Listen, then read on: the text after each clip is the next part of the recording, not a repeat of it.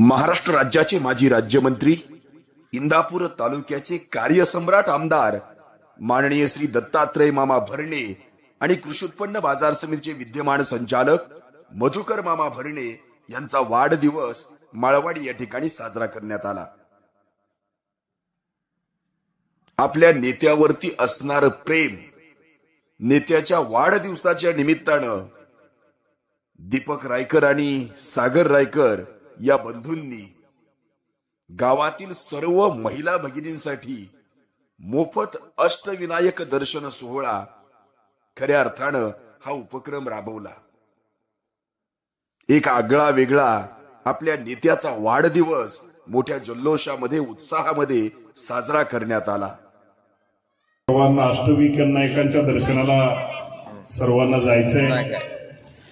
दीपकनी आणि आपले हरणावळ पाहुणं यांनी आज आपल्या सर्वांना मोफत हा प्रवास आयोजित केलेला आहे, त्याबद्दल मी दीपक रायकर आणि अनिल हरणावळ या दोघांचं त्यांचे आभार मानतो, त्या दोघांनाही धन्यवाद देतो। माणसाच्या आयुष्यात खरं तर मी तुम्हाला काही नाही, आपल्याला सगळं इथं सोडून जायचंय।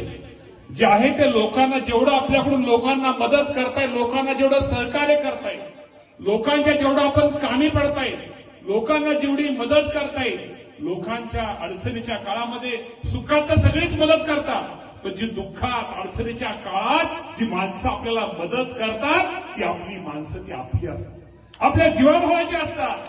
त्यामुळे नेहमी लक्षात ठेवा, ज्या माणसाला भाकर आहे, त्याचं पोट भरलंय, त्या माणसाला किती जरी आपण भाकरी दिली तर त्या माणसाला काही फरक पडत नाही।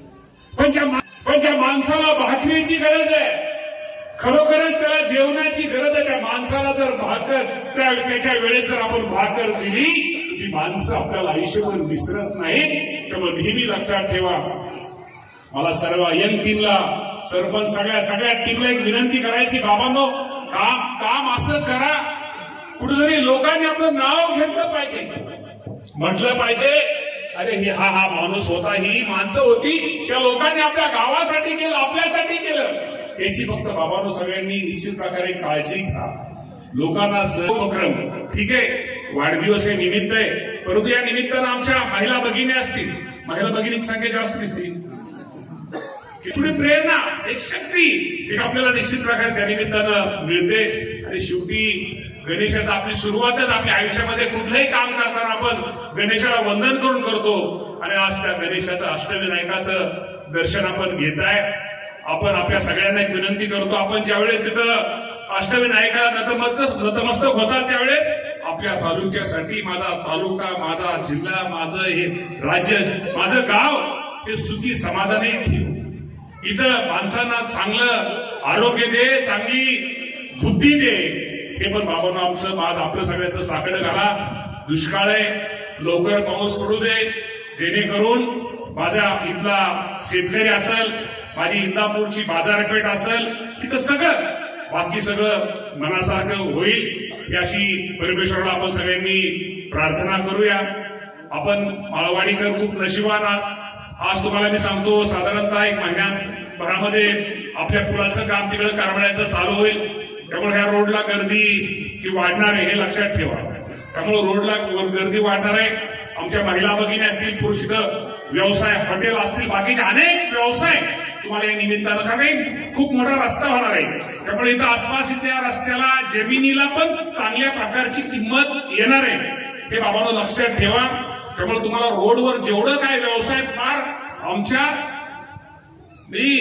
नागरिक समाजापासून तुम्हाला जेवढा इथं व्यवसाय चांगला करता येतील, की जेणेकरून आपल्याला शेवटी इंदापूर शेजारीच गाव असणार आपलं माळवाडी, त्यामुळे बाबांनो चांगला व्यवसाय निश्चित प्रकारे करा। रस्त्याचं पण काम अजून थोडा, आपण रस्ता पण हवा थोडा वाढवतोय, त्यामुळं या रस्त्याच्या माध्यमातून सुद्धा एक चांगलं तिथं दळणवळण, त्यामुळं ही पेठ ही आपली वाढणार आहे, आपल्या गावाला एक वेगळ्या प्रकारचं महत्व हे निश्चित प्रकारे येणार आहे। आणि मला वाटतं सगळीच आसपासच्या लोक, किती गावातले लोक आहेत, या परिसरातली सगळी मंडळी इथं हजर आहे, त्यामुळं खूप चांगला कार्यक्रम, खूप चांगला उपक्रम। आता मी केक कापायचा का नाही कापायचा, ठीक आहे, कापतो, परत आणले तर हे, त्यामुळं असंच बाबांनो प्रेम सहकार्य करत राहा. त्यामुळं असंच सगळ्यांशी मिळून मिसळून राहा. हे भांडण तंटा एकमेकाची कुठेतरी काय ते द्वेष काय असतं शेवटी काय नाही.